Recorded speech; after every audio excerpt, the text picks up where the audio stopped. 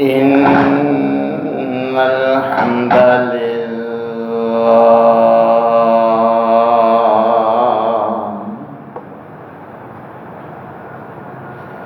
نحمده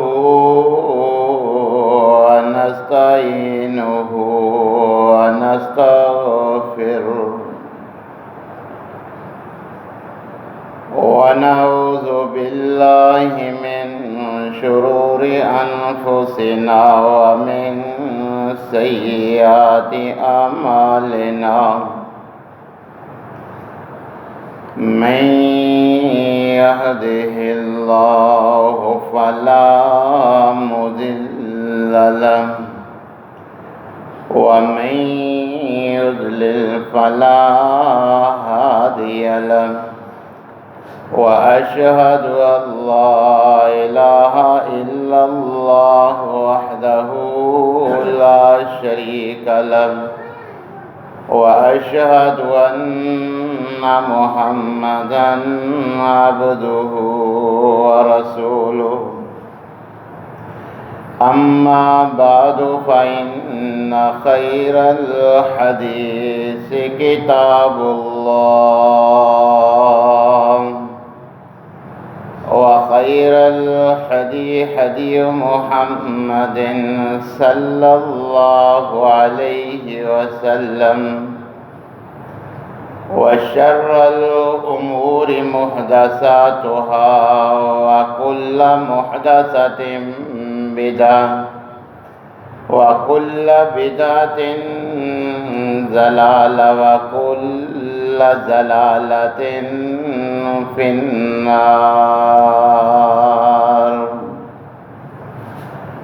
يا أيها الذين آمنوا اتقوا الله حق تقاته ولا تموتن إلا وأنتم مسلمون. يا أيها الناس اتقوا ربكم الذي خلقكم من نفس واحدة وخلق منها زوجها وبث منهما رجالا كثيرا ونساء واتقوا الله الذي تساءلون به والأرحام إن الله كان عليكم رقيبا.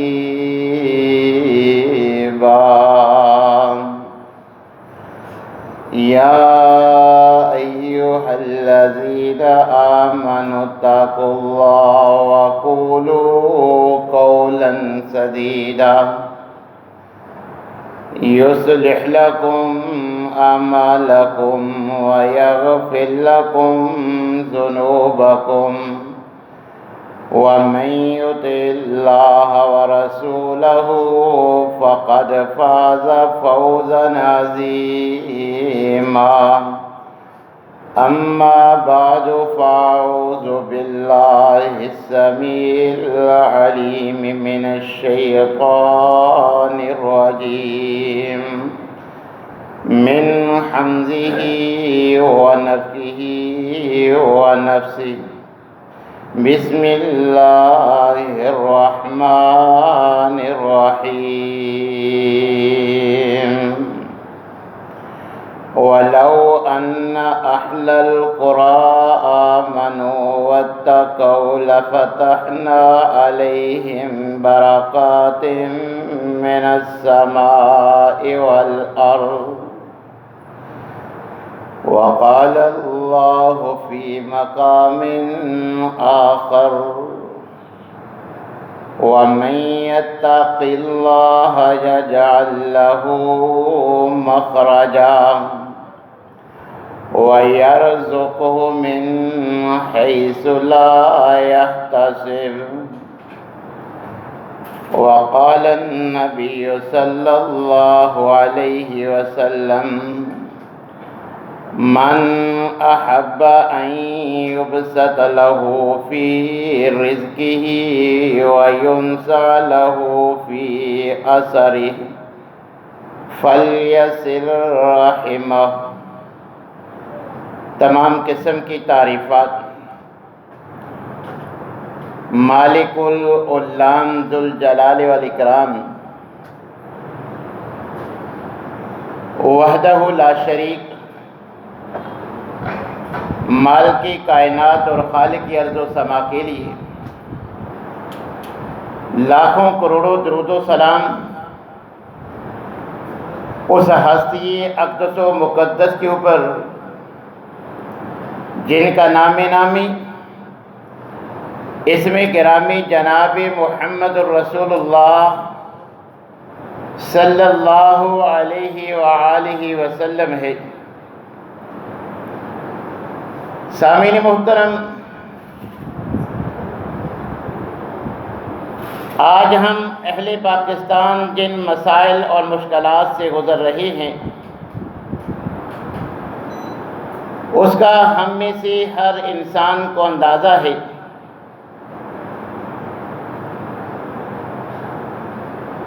ایک تو ہمارا رویہ دنیا کے لحاظ سے ہے کہ ہم اپنا غم و غصہ کا اظہار دنیاوی طریقے سے کرتے ہیں، مگر بحیثیت مسلمان جب ہم عقیدہ یہ رکھتے ہیں کہ رازق اللہ ہے اور اللہ کے خزانوں میں کوئی کمی نہیں، تو پھر ہمیں شرعی لحاظ سے بھی اپنی مشکلات کو پرکھنا ہوگا، کیونکہ اگر ہم دنیا کو ترجیح دے کر دنیاوی معاملات کے ذریعے اپنے حالات کو بہتر بنانے کی کوشش کریں گے وہ نفع مند نہیں ہوگی۔ تو حالات تقاضا کرتے ہیں کہ ان مشکل لمحات میں ہم وہ تمام اسباب اپنائیں، وہ وسائل اختیار کریں کہ جن کی بنا پر اللہ جل شانہ رزق میں برکت عطا فرماتے ہیں۔ اللہ کی برکت صرف رزق کے ساتھ ہی متعلق نہیں بلکہ زندگی کے ہر شعبے میں اللہ کی خیر و برکت کی ہمیں ضرورت ہوتی ہے۔ اس لیے بحیثیت مسلمان ہمیں کتاب و سنت کی روح سے وہ تمام وسائل اپنانے چاہیے جن سے اللہ تبارک و تعالی اپنی برکتوں کا، اپنی رحمتوں کا نزول فرماتے ہیں، مگر ہماری حالت یہ ہے کہ ہم وویلا تو کرتے ہیں مگر خود شریعت کے ان فرامین پر عمل کرنے کے لیے ذرا بھی ہم نے جو ہے وہ سوچ بچار جا کرنے کے لیے تیار نہیں ہے کہ جس امت کی بھلائی کے لیے نبی کریم علیہ السلام اللہ تعالیٰ سے دعا کیا کرتے تھے، اللہم بارک لامتی فی بکورہا، کہ اللہ میری امت کی صبح میں برکت کا نزول فرما۔ میرا امتی صبح سویرے جس کام کا آغاز کرے، اے اللہ میری دعا ہے اس کام میں برکت ڈال دے۔ ہم مہنگائی کا رونا تو روتے ہیں مگر خیر و برکت کے لمحات کو سو کر گزار دیتے ہیں۔ مسلمان ہونے کے باوجود غیروں کی طرح ہماری مارکیٹ بھی سورج نکلنے کے بعد جو ہے وہ کھلتی ہے، تو پھر خیر و برکت کیسے آئے؟ نبی کریم علیہ الصلوۃ والسلام تو اس تاجر کی تجارت میں کہ جو اپنی تجارت کا ہر عامل جو اپنے عمل کا آغاز صبح کرتا ہے اس کے لیے دعا گو ہے کہ اللہ اس کے اس کام میں برکت ڈال دے جو وہ صبح سے آغاز کر دیتا ہے۔ یہ چرند پرند ہم اپنی آنکھوں سے دیکھتے ہیں کہ کس طرح صبح سویرے وہ اللہ پر توکل کر کے نکلتے ہیں، مگر ہم غیروں کی تہذیب، ان کے طور اتوار کو اپنا کر ان وسائل کو نظر انداز کر کے آج انہی وجوہات کی بنا پر مشکلات سے دوچار ہیں۔ تو آئیے کتاب و سنت کی روح سے وہ اسباب تلاش کریں کہ جن کو اپنا کر ہم اپنے لیے اللہ کی برکت سمیٹ سکتے ہیں۔ قرآن کریم کا مطالعہ کیا جائے تو اللہ تبارک و تعالی پہلی قوموں، پہلے لوگوں کا ذکر کرتے ہوئے فرماتے ہیں وَلَوْ أَنَّ أَهْلَ الْقُرَىٰ آمَنُوا وَاتَّقَوْا، یہ جو میرے عذاب کا، میری پکڑ کا اور میرے تنبیہ کرنے کے باوجود اپنی غفلت کا شکار ہوئے ہیں، اگر یہ لوگ، یہ بستیوں والے، یہ قومیں، یہ کنبے، یہ قبیلے آمنو، ایمان لے آتے، واتقوا، اور تقوی اختیار کرتے، میرا ایسا ڈر اپنے دلوں میں بٹھا لیتے جو ان کو برائی سے روکتا، نیکی پہ آمادہ کرتا، اگر یہ دو کام کر لیتے، ایمان لے آتے، متقی بن جاتے، لَفَتَحْنَا عَلَيْهِمْ بَرَكَاتٍ مِّنَ السَّمَاءِ وَالْأَرْضِ، سورہ اعراف کے الفاظ اللہ تبارک و تعالیٰ فرماتے ہیں اگر یہ ایمان لا کے متقی بن جاتے تو ہم زمین و آسمان کی ساری برکتیں ان پہ نشاور کر دیتے۔ آج میں اور آپ اپنے گریبانوں میں جھانک کر دیکھیں کہ ہم کس قدر گناہوں سے بچتے ہیں۔ میرا اور آپ کا عالم تو یہ ہے، مہنگائی کا رونا رونے کے باوجود ہر برائی میں ہم بے دریغ مال خرچ کرتے ہیں، خوشی کا موقع ہو، غمی کا موقع ہو، یا پھر ناجائز خواہشات کی تکمیل ہو، فضول خرچی ہو، ایک طرف مہنگائی کا رونا، دوسری طرف بے دریغ مال ان کاموں پہ صرف کیا جاتا ہے کہ جن کا نہ اس کام سے کوئی تعلق، نہ شریعت سے کوئی تعلق۔ بیسیوں ایسی نکاح کی رسومات ہیں جن کا نہ نکاح سے تعلق ہے، نہ دین اسلام سے تعلق ہے، ہم لاکھوں روپے ان پہ خرچ کر دیتے ہیں، ساتھ مہنگائی کا رونا روتے ہیں۔ تو اللہ تبارک و تعالیٰ فرماتے ہیں وَمَن يَتَّقِ اللَّهَ، سورہ طلاق کے الفاظ ہیں، جو اللہ کا ڈر اپنے دل میں پیدا کر لے، ایسا ڈر کہ جو اس کو برائی سے روکے، کہ کوئی دیکھے نہ دیکھے، اللہ تو دیکھ رہا ہے، اس کو موقع یا غنیمت مت سمجھ، اندھیرا ہے، کوئی دیکھنے والا نہیں، اللہ تو دیکھ رہا ہے۔ اللہ فرماتے ہیں جو اس طرح اپنے دل و دماغ میں میرا ڈر پیدا کر لیتا ہے، یجعل لہ مخرجا، ہر تنگی، ہر مشکل، ہر مصیبت سے آسانی کے ساتھ ہم اس کو نکال دیتے ہیں، آسان راستہ اس کے لیے مہیا کر دیتے ہیں۔ وَيَرْزُقْهُ مِنْ حَيْثُ لَا يَحْتَسِبُ، قرآن کے الفاظ ہیں، اللہ فرماتے ہیں جو تقوی اختیار کر لیں، متقی بن جائیں، ان کو ہم وہاں سے رزق دیتے ہیں جہاں سے ان کے وہم و گمان میں بھی نہیں ہوتا۔ انہوں نے کبھی ذہن میں یہ بات لائی بھی نہیں کہ یہ بھی ہمیں نفع دے سکتی ہے، اس چیز سے اللہ اس کو نفع دے دیتے ہیں جو تقوی اختیار کر لیتا ہے۔ تو اگر ہم چاہتے ہیں کہ ہماری یہ معاشی معاملات سدھر جائیں تو ہمیں اپنے اندر تقوی پیدا کرنا ہوگا، کیونکہ قرآن میں اللہ نے متقی لوگوں کے لیے اپنی برکت اور اپنی رحمت، اپنے فضل و کرم کا وعدہ کیا ہے۔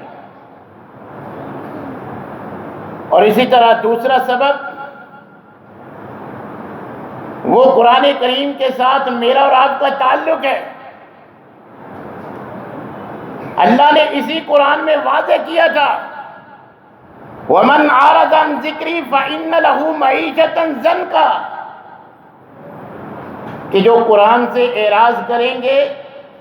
ایک قسط IMF تو کیا ساری قسطیں اکٹھی بھی دے دیں، معیشت مستحکم نہیں ہو سکتی۔ اگر قرآن سے رویہ نہ بدلا، یہ سارے ادارے تمہیں قرض دے بھی دے، سارے ممالک تمہاری سپورٹ کر بھی دے، لیکن اللہ کا فیصلہ کیا ہے؟ وَمَنْ أَعْرَضَ عَنْ ذِكْرِي فَإِنَّ لَهُ مَعِيشَةً ضَنْكًا، اگر قرآن سے رویہ نہ بدلا تو معیشت مستحکم نہیں ہوگی، معیشت اسی طرح جو ہے وہ انہی حالات سے دوچار رہی۔ کہیں نبی کریم علیہ السلام نے قرآن کریم کے دیگر صورتوں کے ساتھ ساتھ سورہ بقرہ کے بارے میں فرمایا، اقرأوا سورۃ البقرہ فإن أخذها برکہ، مجھ پہ ایمان رکھنے والوں، اگر رزق کی تنگی ہے سورہ بقرہ کو لازم پکڑ لو، اس کو پکڑنا خیر و برکت کا سبب ہے۔ سورہ بقرہ پڑھا کرو، قرآن کی تلاوت کیا کرو، قرآن کے ساتھ اپنا تعلق مضبوط کرو، کیونکہ قرآن کی تلاوت کرو گے، سورہ بقرہ پڑھو گے تو اللہ تبارک و تعالیٰ کی برکتیں تمہارے شامل حال ہو جائیں گی۔ یہ جو بے برکتی کا رونا روتے ہو، اگر یہ ختم کرنا چاہتے ہو تو سورہ بقرہ کی تلاوت کیا کرو، قرآن کی تلاوت کیا کرو۔ کہیں نبی کریم علیہ السلام ہمارے اخلاقی پہلوؤں کی طرف ہماری نشاندہی فرماتے ہیں کہ تم عمر میں برکت، مال و دولت میں برکت، رزق میں برکت تو چاہتے ہو، مگر صلہ رحمی کرنے کے لیے تیار نہیں۔ معمولی بات پہ سال ہر سال کی ناراضگیاں۔ تو نبی کریم علیہ السلام نے فرمایا، یاد رکھو، من احب ان یبسط له فی الرزق وینسع له فی اثر، نبی کریم علیہ السلام نے فرمایا جس کی تمنا، آرزو، خواہش ہے، جو پسند کرتا ہے، جس کو ضرورت ہے کہ اس کے مال میں، رزق میں برکت ہو جائے، اس کی عمر میں برکت آ جائے، فَلْيَصِلْ رَحِمَهُ، اسے چاہیے کہ رشتہ داروں کے ساتھ صلہ رحمی کرے، خونی رشتوں کا لحاظ کرے، ان کے ساتھ حسن سلوک کرے۔ اگر وہ یہ کام کر لے گا، عمر میں بھی برکت ہو جائے گی، رزق میں بھی برکت ہو جائے گی، اللہ مال دولت میں بھی فراوانی کر دیں گے۔ کہیں حضرت عائشہ رضی اللہ تعالیٰ عنہ فرماتی ہیں کہ رسول اللہ صلی اللہ علیہ وسلم نے فرمایا کہ رشتوں کو جوڑنا، اخلاق کو بہتر بنانا اور ہمسائے کے ساتھ اچھا سلوک کرنا،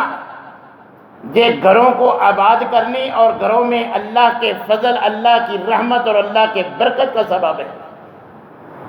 اگر یہ کام کر لو گے، یہ عادات اپنا لو گے، یہ خصائل پیدا کر لو گے، گھر برباد نہیں ہوں گے، گھر آباد ہوں گے، گھروں سے برکت ختم نہیں ہوگی، اللہ کی رحمت، اللہ کا فضل، اللہ کی برکتوں کا گھروں میں نزول ہوگا۔ اگر ہمسایوں کے ساتھ سلوک اچھا کرو گے، اخلاق درست بنا لو گے اور صلہ رحمی کرو گے، رشتہ داروں کے ساتھ حسن سلوک سے پیش آؤ گے، تو یہ ساری گھریلو پریشانیاں یہ دور ہو جائیں گی۔ کہیں اللہ تبارک و تعالیٰ سورہ ابراہیم میں فرماتا ہے، لَإِن شَكَرْتُمْ لَأَزِيدَنَّكُمْ، اگر تم شکر گزاری والا راستہ اختیار کرو گے، میری نعمتوں پر میرا شکر ادا کرو گے،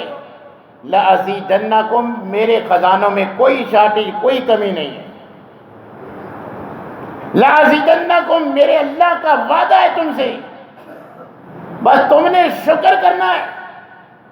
میرا کام ہے کہ میں ان نعمتوں کو 70 سے لے کر 700 گنا تک دنیا میں بڑھا چڑھا کے دیتا ہوں۔ اور اگر وَلَئِن كَفَرْتُمْ إِنَّ عَذَابِي لَشَدِيدٌ، اگر میرا دیا ہوا مال میری ناراضگی والے کاموں پہ اڑاؤ گے، فضول خرچیوں پہ، عیش و عشرت پہ، تو یاد رکھو پھر میرا عذاب بھی بڑا سخت ہے۔ پانی کے ایک ایک بوند کو ترسو گے، بجلی کو ترسو گے، گیس کو ترسو گے۔ شکر گزاری والا راستہ اختیار کرو، مالا مال کر دوں گا، میرے خزانوں میں کوئی کمی نہیں۔ اگر نعمتیں استعمال میری کرو، میرے ساتھ ہی شرک، میری ہی حکم عدولی، میری عبادت کے لیے ٹائم نہیں، جس دکانداری، جس کاروبار، جس ملازمت اور جس بھی چیز کے لیے تم میری عبادت سے سستی کرو گے تو اسی کے لیے ترسا کے رکھوں گا۔ ان عذابی لشدید، میرا عذاب بڑا سخت ہے۔ کہیں اللہ تبارک و تعالی سورہ طلاق میں ہی فرماتے ہیں وَمَن يَتَوَكَّلْ عَلَى اللَّهِ فَهُوَ حَسْبُهُ، جن کا ذہن یہ ہو کہ بس یہ IMF قسط جاری کر دے گا حالات سدھر جائیں گے، چائنا امداد کر دے گا بات بن جائے گی، یا یہ حکومت ختم ہوگی نہیں آئے گی تو حالات سدھر جائیں گے، اگر تو ان باتوں پہ اس کا توکل ہے کہ بس یہ حکومت بدلی، چہرے بدلے تو سب بدل جائے گا، تو پھر تو نہ حالات بدلیں گے نہ یہ معاملات درست ہوں گے۔ مگر وَمَن يَتَوَكَّلْ عَلَى اللَّهِ، جو اللہ پہ توکل کرے گا کہ رازق تو اللہ ہے، ہم شرطیں مان کے راضی کرنے کی کوشش کرتے ہیں، ان کو اللہ کو راضی کرنے کی ضرورت ہے۔ جس کا بھروسہ ان دنیاوی مسائل پہ ہوگا اسی طرح بھٹکتا رہے گا۔ قرآن کے الفاظ ہیں وَمَن يَتَوَكَّلْ عَلَى اللَّهِ، جس کا توکل اللہ پہ ہوگا، جیسے پرندے اللہ پہ توکل کر کے صبح گھونسلے سے نکلتے ہیں،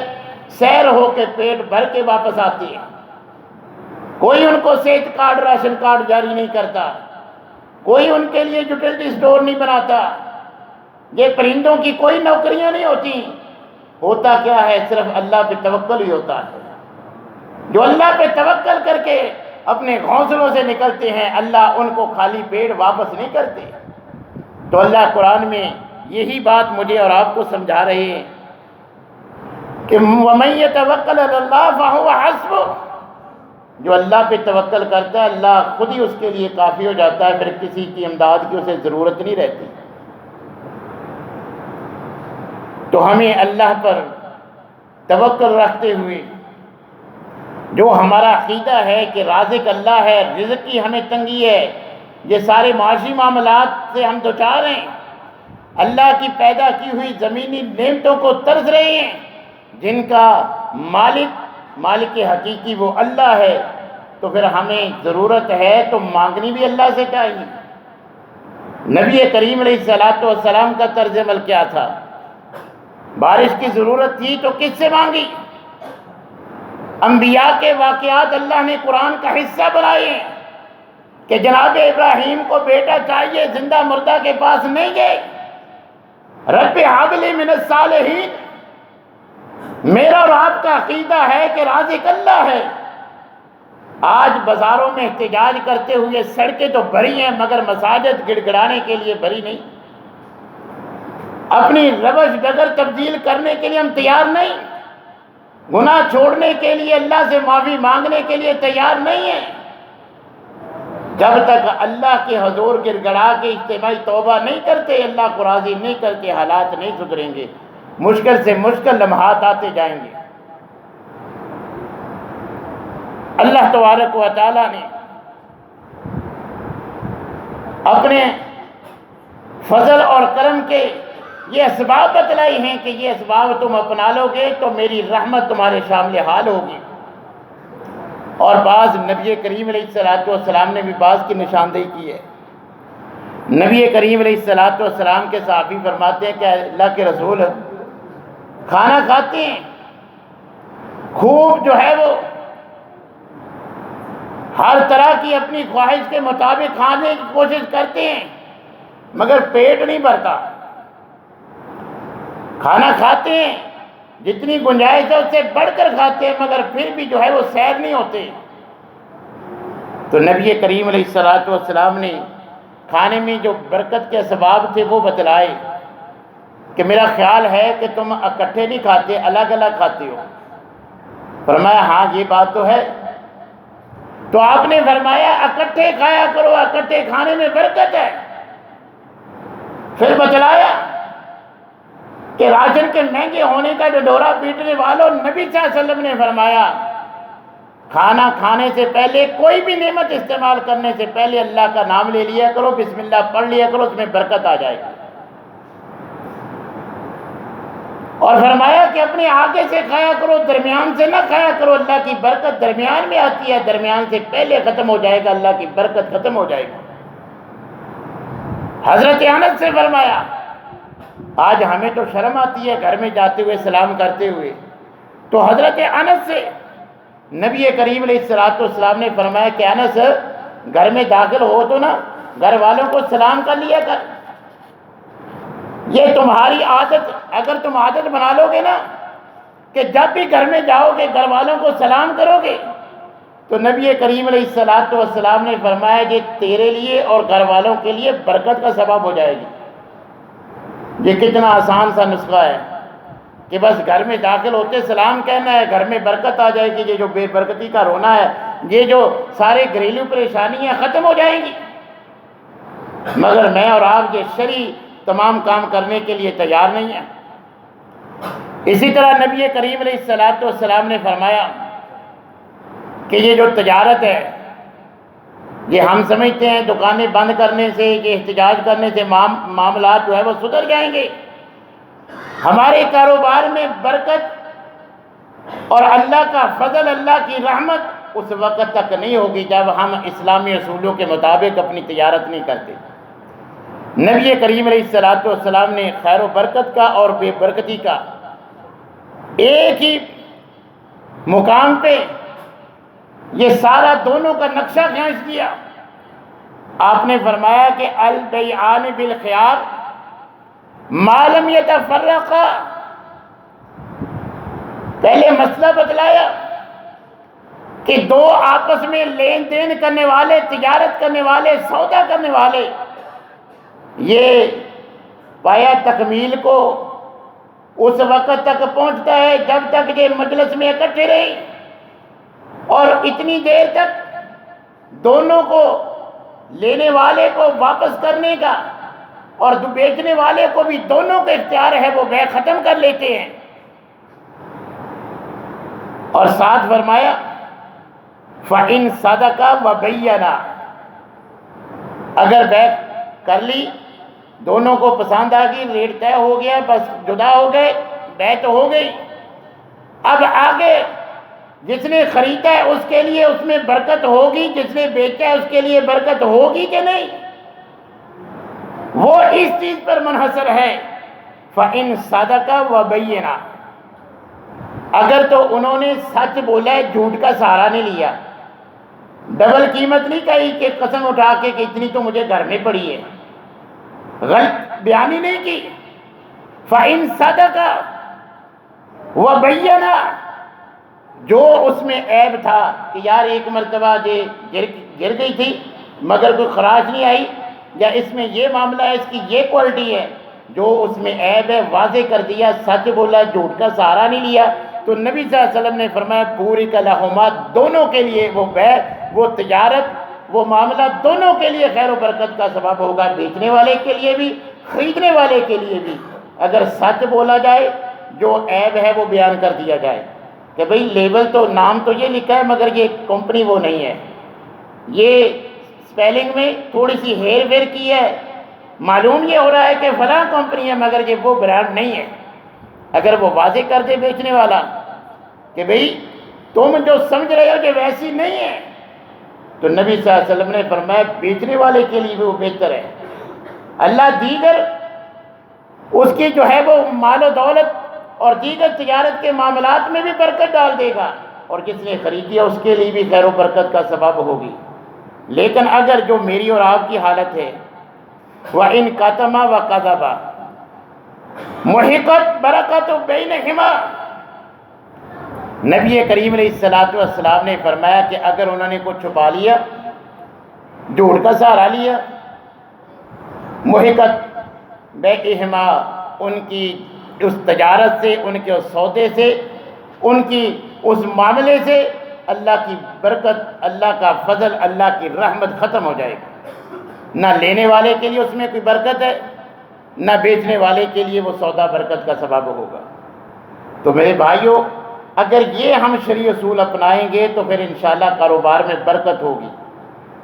یہ اگر اللہ اور اس کے رسول کے بتلائے سکھلائے ہوئے طریقے اختیار کریں گے، کاروبار کا آغاز صبح صبح کریں گے،